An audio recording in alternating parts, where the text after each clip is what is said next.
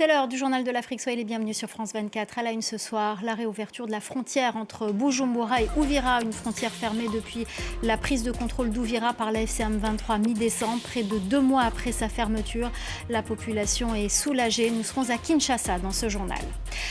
Les producteurs de poulets inquiets en Côte d'Ivoire, en cause la fin de l'exonération de la TVA sur le bétail et les animaux de basse-cour. Cette nouvelle taxe menace la rentabilité des fermes, l'emploi dans la filière et la disponibilité du poulet local sur le marché. Le reportage à suivre.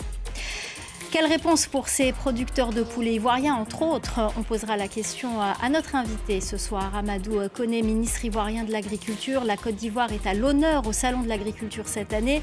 La crise du cacao sera également sur la table. Interview à la fin de cette édition. La frontière entre Bujumbura et Uvira a rouvert. Les échanges de part et d'autre de la République démocratique du Congo et du Burundi vont pouvoir reprendre. Elle avait fermé mi-décembre lorsque l'AFC M23 avait pris le contrôle de la ville. Près de 2 mois d'attente pour les populations aujourd'hui soulagées. Les précisions à Kinshasa d'Aurélie Bazara-Kibangula. C'est un soulagement pour les habitants car cet axe est essentiel dans la région. Preuve en est l'engouement à la réouverture de la frontière. Des milliers de commerçants congolais ont pu de nouveau aller s'approvisionner en fruits et en légumes au Burundi. Plusieurs milliers de déplacés qui avaient fui les combats peuvent eux aussi envisager de rentrer chez eux côté congolais. Les premières recettes douanières ont commencé à être collectées après 2 mois de blocage. Alors la frontière sera ouverte de 5h du matin à 17h. J'étais au Burundi pour fuir quand il y avait beaucoup de tirs à Uvira. J'ai beaucoup souffert là-bas dans le camp. Je suis heureuse de rejoindre mon pays et Uvira. Il n'y a rien au Burundi, même pas d'assistance. Nous vivons vraiment très mal. Aujourd'hui, nous sommes déjà chez nous. Nous sommes très satisfaits. Nous sommes très heureux de voir la réouverture de la frontière, surtout pour les commerçants, car les entrées et sorties des marchandises vont reprendre comme avant, avec des bons prix. Le Burundi avait décidé de fermer sa frontière avec la RDC mi-décembre après la prise de contrôle d'Uvira par la FCM 23, quelques jours seulement après la signature de l'accord de paix de Washington. Alors sous pression américaine, les rebelles avaient fini par se retirer de la ville, mais il aura fallu attendre plus d'1 mois pour que la frontière puisse ouvrir de nouveau. Alors selon plusieurs sources locales, des garanties sécuritaires étaient nécessaires pour s'assurer que les rebelles de la FCM 23 ne représenterait plus une menace dans la zone. Ce lundi, le Tchad a annoncé fermer sa frontière avec le Soudan. Depuis 2023 et le déclenchement de la guerre, plusieurs centaines de milliers de Soudanais ont trouvé refuge chez leurs voisins. Mais après plusieurs débordements sur le territoire tchadien ces derniers mois, N'Djamena a décidé de fermer ses portes aux réfugiés. La correspondance d'Harold Girard. Alors que la guerre au Soudan dure depuis près de 3 ans maintenant, elle n'a jamais autant débordé sur le territoire tchadien. Mi-janvier, déjà, 7 soldats tchadiens ont été tués selon le gouvernement lors d'affrontements face aux forces de soutien rapide. Cette milice rebelle qui s'oppose au pouvoir central au Soudan du général Al-Burhan depuis le début de la guerre et avril 2023. Des affrontements qui ont eu lieu sur le sol tchadien, à l'époque près de la zone de la ville de Tiné, pour lesquels les forces de soutien rapide ont plaidé la confusion. Les FSR affirment que leurs équipes armées poursuivaient la force conjointe tchado-soudanaise, habituellement basée au Darfour, des forces qui sont, elles, loyales au général Al-Burhan au Soudan et contre qui elles bataillent depuis le début de la guerre et avril 2023 justement. Des déclarations qui avaient provoqué la colère du gouvernement tchadien qui avait perdu ses soldats à ce moment-là, puisque 1 mois à peine avant, en fin décembre 2025, 2 soldats tchadiens avaient déjà perdu la vie dans une frappe de drone, elle aussi attribuée au FSR, à la frontière entre les deux pays. Aujourd'hui, le gouvernement tchadien qui décide de fermer cette frontière, c'est dans le but de limiter ces incursions des belligérants du conflit soudanais sur son sol, mais par même voie de fait, eh bien, cette décision, elle condamne plusieurs milliers de civils soudanais à rester au Darfour, dans une région soudanaise, donc en guerre, qui est particulièrement sujette au massacre de civils depuis le début de la guerre et particulièrement ces derniers mois. La Côte d'Ivoire, invitée d'honneur du Salon de l'Agriculture à Paris cette année. L'occasion pour nous de recevoir le nouveau ministre de l'Agriculture, monsieur Bruno Koné. Merci beaucoup d'être avec nous sur ce plateau. Merci de répondre à nos questions à l'occasion de cette invitation au Salon de l'Agriculture à Paris. Alors, on va évidemment parler du cacao. On ne peut pas parler de la Côte d'Ivoire sans parler du cacao. Il y a une crise actuellement, une crise du cacao en Côte d'Ivoire.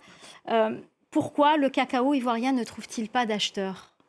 Est-ce que vous pouvez... Non, ce n'est pas que le cacao ivoirien qui ne trouve pas d'acheteurs. Il y a une crise mondiale. La Côte d'Ivoire est le premier producteur mondial. Donc, il n'est pas normal que la Côte d'Ivoire soit impactée. Mais en même temps, nous sommes en train de trouver des solutions. Nous travaillons sur des solutions à court, moyen et long terme, de façon à être plus solide, plus résilient face à ce type de crise. Alors justement, comment être plus solide? Parce qu'on a vu la Côte d'Ivoire longtemps se battre pour que son cacao ne soit pas bradé. Aujourd'hui, les prix ont baissé. Qu'est-ce qu'il faut faire pour continuer à être compétitif pour le cacao ivoirien? Bon, déjà, il faut traiter la question des producteurs. Et nous avons pris des décisions qui sont relativement courageuses. En même temps que nous travaillons sur l'équilibre de la filière café-cacao, nous travaillons sur le pouvoir d'achat, le revenu des producteurs. Et nous avons des instructions, j'allais dire, fermes du chef de l'État, du président Alassane Ouattara, de façon à ce que les revenus des producteurs ne soient pas obérés par cette situation. Donc, nous traitons la question, mais nous faisons en sorte de la traiter en prenant en compte ces deux grosses inconnues qui sont dans notre équation, celle qui concerne l'équilibre du secteur et puis celle qui concerne le pouvoir d'achat et le revenu des producteurs. Alors, qu'est-ce que vous avez à dire aux producteurs, justement, pour les rassurer aujourd'hui? Bon, dire que le gouvernement est à leur côté, dire que depuis que la réforme a été faite dans le secteur, le gouvernement a toujours travaillé dans leur intérêt. Et cela se voit d'ailleurs à travers l'évolution des prix qu'il y a eu depuis une dizaine d'années. Quand vous regardez, les prix les plus hauts en Côte d'Ivoire ont été donnés pendant cette période-là. Les prix ont été exceptionnels, je dois le dire, pour les campagnes 2024-2025 et 2025-2026, où on a atteint des niveaux jamais atteints en Côte d'Ivoire. Mais en même temps, c'était la volonté du gouvernement, la volonté du président Alassane Ouattara de donner, de redonner à ces producteurs une partie du fruit de leur effort. Bon, ça s'est bien passé sur 2-3 années. Aujourd'hui, la conjoncture se retourne. Nous en prenons acte. Nous traitons la question comme elle peut être traitée de la meilleure façon dans l'immédiat. Mais en même temps, nous allons travailler, et c'est l'une des missions que je me donne dans ce département, l'une des missions pour être plus résilient face à ce type de crise à l'avenir. Alors, on ne peut pas parler de cacao sans parler de chocolat. Où en est aujourd'hui la transformation du cacao en Côte d'Ivoire? Ça faisait partie des objectifs. Les choses avancent, je peux dire, très bien. L'objectif, évidemment, à terme, c'est de traiter toute la production ivoirienne en Côte d'Ivoire. Aujourd'hui, nous approchons les 40%, ce qui est un bond en avant, en réalité, très important. Et le travail va continuer pour que nous soyons un jour à 50% et puis bien au-delà. Nous prévoyons être à 50% d'ailleurs dans les 3-4 prochaines années. Et d'ailleurs, on peut découvrir le chocolat ivoirien au Salon de l'Agriculture à Paris. On peut le découvrir là. Et bon, vous savez, le cacao, on voit toutes les images de ce que propose la Côte d'Ivoire. Étapes. Tout à fait, ça c'est ce qui est produit en Côte d'Ivoire et voilà, fourni dans le monde entier. Et c'est le meilleur cacao, je dois dire, parce que c'est le meilleur chocolat, parce qu'il est totalement bio. Voilà, en plus, on a des informations sur le chocolat produit en Côte d'Ivoire. On va parler maintenant de la filière du poulet. Les producteurs sont inquiets, je le disais tout à l'heure en titre, en cause la fin de l'exonération d'une TVA dans le secteur. La réintroduction de cette taxe a de nombreuses conséquences pour la filière. Reportage de Makamara, Julia Guggenheim et Damien Kofi. En choukouya ou brisé, le poulet est un emblème de la cuisine ivoirienne. À la locodrome de Cocody, 3000 unités sont vendues chaque jour. Mais la mise en place d'une taxe sur la valeur ajoutée a fait bondir le prix de la volaille locale. Un coup dur pour les restauratrices, dont certaines se rabattent sur le poulet importé à contre-cœur. Le poulet avant, il était à 4 000, on est passé aussi à 5 000 francs un poulet. Ça fait que la clientèle diminue au fait. Les poulets congelés ne sont pas bons parce que ça n'a pas de goût au fait. Quand on l'a, quel que soit l'assaisonnement pour un mangeur de poulet, il saura que c'est du poulet congelé. Face à cette situation, l'association des producteurs de volailles a fait bloc et a finalement obtenu que la taxe soit diminuée de moitié. L'État a entendu un peu nos cris et au lieu de 18%, c'est passé à 9%. Mais cette taxe de 9% est toujours élevée pour nous. Et donc beaucoup même ont diminué les cheptels. Donc nous sommes obligés de produire et de vendre à bas prix pour pouvoir permettre aux consommateurs d'avoir toujours de la protéine animale et également pour pouvoir concurrencer les poulets importés. La filière volaille employait 320 000 personnes sur le territoire en 2025 et pour les producteurs comme David, cette TVA a des conséquences directes. J'avais 8 employés pour une ferme d'une capacité de 16 000 poulets. Mais aujourd'hui, par rapport à la TVA, je produis seulement que 4 000 sujets. Et là, j'étais obligé vraiment de réduire le personnel. Et aujourd'hui, j'ai 3 volailles. La suspension de cette taxe en 2007 avait permis à l'époque à la filière de se développer, passant de 20 000 à 125 000 tonnes de poulets produits en 2025. Aujourd'hui, sa réintroduction suscite des inquiétudes dans la filière. Alors, je précise que cela ne relève pas de votre ministère, hein, la filière du poulet. Mais cette taxe semble tout de même freiner la production et les objectifs de la Côte d'Ivoire de devenir autosuffisant dans le secteur. Est-ce que vous comprenez cette inquiétude des producteurs? Non, on la comprend tout à fait. Mais ce que j'aimerais dire, premièrement, c'est que la filière avicole, c'est l'un des succès, d'ailleurs, de la politique ivoirienne en matière de production animale et halieutique.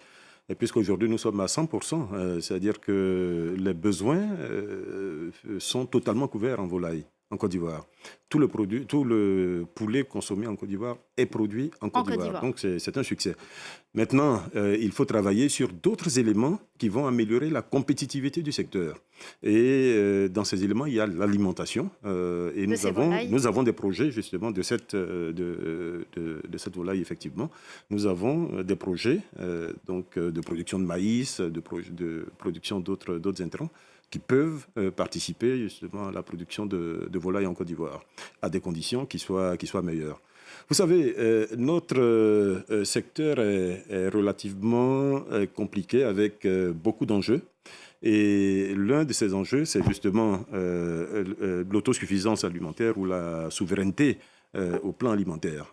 Comme vous, d'ailleurs, ici, nous nous battons pour, sur tous les plans, être à 100% de couverture. Dans le même temps, nous nous battons pour être compétitifs sur chacune des filières concernées. Et compétitif, ça veut dire qu'il faut faire en sorte que le producteur s'en sorte bien, qu'il ait un revenu décent, que nous soyons à un prix qui soit compétitif comparé à l'importation, etc., etc. Et puis, il y a d'autres enjeux sur lesquels nous travaillons, les aspects financement, les aspects fonciers et puis les aspects durabilité. Et tout cela, je pense, dans les prochaines années, va permettre sans doute d'être plus compétitif, d'être plus fort, plus résilient face à ce type de situation. Et justement, il y a une filière qui est très compétitive, c'est celle du riz, où on a atteint l'autosuffisance, ou presque en tout cas, on est sur la bonne voie, avec une production qui a considérablement augmenté en 5 ans, et ça aussi, ça faisait partie des objectifs de la Côte d'Ivoire. La production a considérablement augmenté en même temps que la consommation augmente. Donc voilà la difficulté de l'exercice. Aujourd'hui, la Côte d'Ivoire couvre à peu près 60% de sa consommation. Mais il reste encore 40% et c'est le poste en importation qui est le plus coûteux aujourd'hui au niveau du budget de l'État. Donc c'est un poste sur lequel tout le monde travaille et nous en particulier. Et nous avons l'objectif, là aussi pour les 2-3 prochaines années, d'arriver pratiquement à l'autosuffisance en matière de riz. C'est d'ailleurs pour cela qu'il a été créé un ministère délégué dédié à la production vivrière. Et ce ministère délégué a pour mission principale d'ailleurs la production du riz. Donc voilà, nous sommes sur le chemin vers l'autosuffisance alimentaire en matière de riz. Je pense que dans quelques années, nous pourrions repartir. Nous en reparlerons dans le Journal de l'Afrique. Merci beaucoup Bruno Koné, vous êtes ministre de l'Agriculture en Côte d'Ivoire. Merci beaucoup d'être venu répondre à nos questions et nous parler aussi du Salon de l'Agriculture. La Côte d'Ivoire, je le rappelle, est l'invité d'honneur cette année du Salon de l'Agriculture à Paris. Merci à vous. Pour finir, l'ancien magistrat tunisien Ahmed Souab, figure respectée du barreau, a été libéré lundi après avoir vu sa peine de 5 ans de prison réduite à 10 mois en appel. À 69 ans, sa santé s'était fortement dégradée. Il était en détention depuis plusieurs mois, selon sa famille. Voilà, c'est la fin du Journal de l'Afrique. L'info continue sur France 24. Restez avec nous.